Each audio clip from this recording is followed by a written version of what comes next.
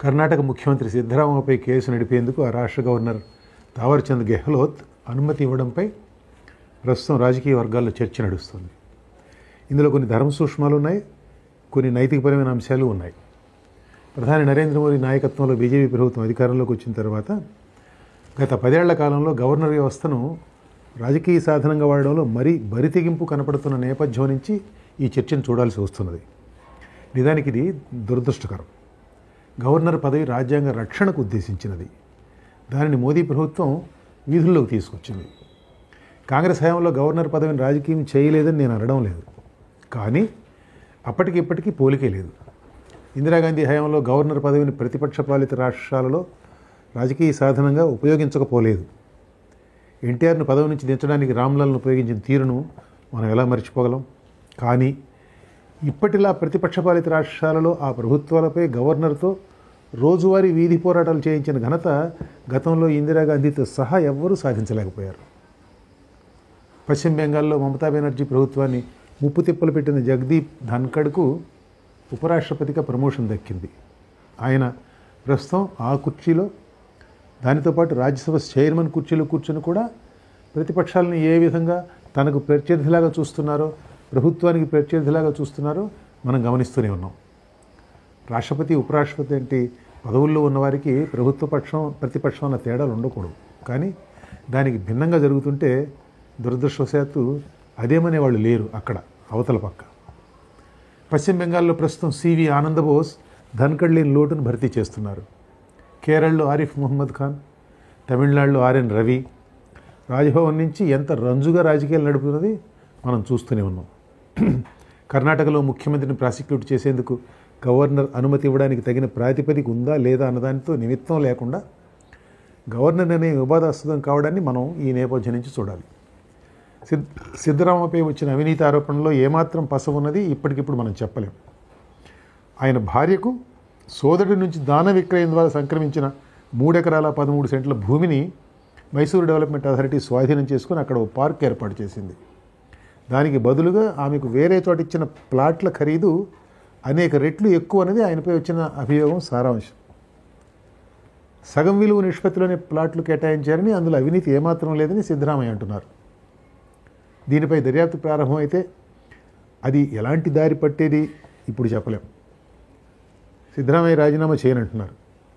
ఆయన ముఖ్యమంత్రి స్థానంలో ఉండగా ఆయనపై, ఆయన కిందే పనిచేసే నేర పరిశోధన విభాగం ఏదైనా కానీ నిష్పాక్షికంగా దర్యాప్తు చేయగలదా?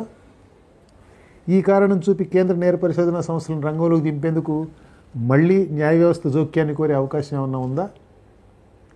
ఈ ప్రశ్నలకు వెంటనే సమాధానం దొరకవు, ఇప్పటికిప్పుడు దొరకవు. రాజ్యాంగంలోని ఆర్టికల్ 163 ప్రకారం రాష్ట్ర గవర్నర్ ఆ రాష్ట్ర మంత్రిమండలి సలహా ప్రకారం పనిచేయాలి. గవర్నర్కు మరో విధమైన అధికారాలు లేవు. అయితే పబ్లిక్ సర్వెంట్ ఎవరినైనా కానీ ప్రాసిక్యూట్ చేయాలంటే సంబంధిత అధికృత యంత్రాంగం నుంచి, కాంపిటెంట్ అథారిటీ నుంచి ముందస్తు అనుమతి తప్పనిసరి అని, అప్రోప్రియేట్ అథారిటీ నుంచి ముందస్తు అనుమతి తప్పనిసరి అని అవినీతి నిరోధక చట్టం సెక్షన్ 17A నిర్దేశిస్తున్నది. సిద్ధరామయ్య మీద గవర్నర్కు ఫిర్యాదు చేసిన ప్రైవేటు వ్యక్తులు ఈ సెక్షన్ ప్రకారం గవర్నర్కు సంక్రమిస్తుందనే విచక్షణాధికారాన్ని ఉపయోగించమని గవర్నర్ని కోరారు. ఆ సెక్షన్ ప్రకారమే గవర్నర్ ముఖ్యమంత్రి ప్రాసిక్యూషన్కు అనుమతించారు. అవినీతి నిరోధక చట్టంలోని నిబంధనలే కాకుండా ఈ తరహా అనుమతికి మార్గం సుగమం చేసిన సుప్రీంకోర్టు తీర్పులు కూడా ఉన్నాయి. అవి కూడా చట్టాల కిందే లెక్క. గెహ్లోత్ అలాంటి ఒక తీర్పును కూడా తన ఉత్తర్వులో ఉటంకించారు. ముఖ్యమంత్రి ప్రాసిక్యూషన్కు అనుమతి ఇచ్చే విచక్షణాధికారం గవర్నర్కు ఉందని మొదట 1982లో మహారాష్ట్ర ముఖ్యమంత్రి ఏఆర్ అంతులే కేసులో 2 న్యాయమూర్తుల సుప్రీంకోర్టు బెంచ్ తీర్పు చెప్పింది. దీనికి సంబంధించి వచ్చిన అన్ని తీర్పులు మనం ఇక్కడ చర్చించనక్కర్లేదు. కానీ యడియూరప్ప ప్రాసిక్యూషన్కు అప్పటి కర్ణాటక గవర్నర్ హెచ్ఆర్ భరద్వాజ్ ఇచ్చిన అనుమతిని కర్ణాటక హైకోర్టు కొట్టివేసిన సంగతి గమనార్హం.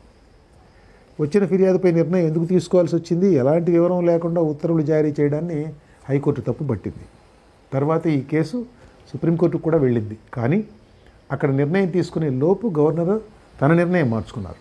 దానితో సుప్రీంకోర్టు అప్పీల్ పిటిషన్ నిర్ణయం లేకుండానే డిస్పోజ్ చేసింది. ప్రస్తుత సందర్భానికి సంబంధించి మనం తప్పక చూడాల్సిన కేసు మరొకటి ఉంది. తమిళనాడు ముఖ్యమంత్రి జయలలిత ప్రాసిక్యూషన్కు 1995లో గవర్నర్ మణి చెన్నారెడ్డి అనుమతిచ్చారు. ప్రస్తుతం బీజేపీలో ఉన్న సుబ్రహ్మణ్య స్వామి ఈ ఫిర్యాదు దాఖలు చేశారు. ప్రాసిక్యూషన్కు అనుమతి ఇవ్వవద్దంటూ మంత్రిమండలి గవర్నర్కు సిఫారసు చేసింది. అయినా గవర్నర్ అనుమతి ఇచ్చారు. దానిపై ఆమె మద్రాసు హైకోర్టుకు వెళ్ళారు. హైకోర్టు గవర్నర్ నిర్ణయంలో జోక్యం చేసుకునేందుకు నిరాకరించింది. జయలలిత సుప్రీంకోర్టుకు వెళ్ళారు. అనుమతి ఇవ్వద్దంటూ గవర్నర్కు సిఫారసు చేయాలన్న మంత్రిమండలి నిర్ణయంలో తాను భాగం కాదని, ఆనాడు కేబినెట్ సమావేశానికి తాను హాజరు కాలేదని, కాబట్టి ఆ నిర్ణయం గవర్నర్కు శిరోధార్యమని జయలలిత సుప్రీంకోర్టు ముందు దాఖలు చేసిన పిటిషన్లో ఆవిడ వాదన, అది ఆవిడ పేర్కొన్న వాదన. ఈ ధర్మ సూక్ష్మాన్ని పరిశీలించేందుకు సుప్రీంకోర్టు రాజ్యాంగ ధర్మాసనాన్ని ఏర్పాటు చేసింది. అయితే ఆ ధర్మాసనం కేసు తేల్చేలోపే జయలలితపై పెట్టిన 2 కేసుల్లోనూ ఆమె నిర్దోషి అని ట్రయల్ కోర్టు తీర్పు చెప్పింది. దానితో జయలలిత సుప్రీంకోర్టులో తన పిటిషన్ ఉపసంహరించుకున్నారు.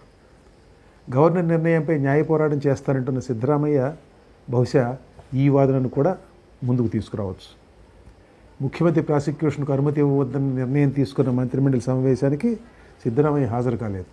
ఆయన బదులు ఉప ముఖ్యమంత్రి డీకే శివకుమార్ అధ్యక్షతన మంత్రిమండలి ఈ నిర్ణయం తీసుకున్నది. తన ప్రాసిక్యూషన్కు గవర్నర్ తీసుకున్న నిర్ణయం రాజకీయ ప్రేరేపితని సిద్ధరామయ్య ఇప్పుడే అంటున్నారు కదా, అదే వాదనని కూడా ఆయన న్యాయస్థానం ముందుంచొచ్చు న్యాయ పోరాటం చేసినప్పుడు.